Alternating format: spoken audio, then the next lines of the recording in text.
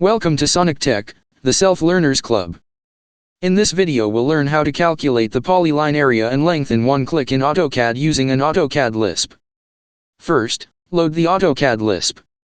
Enter Upload, then choose your Lisp and load it.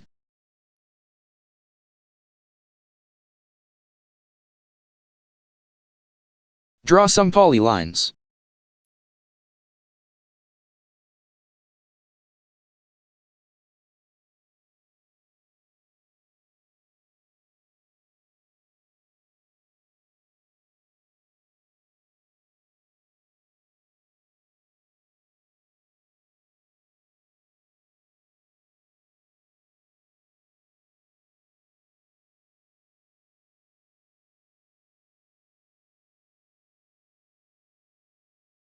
Type F and A to activate the Lisp.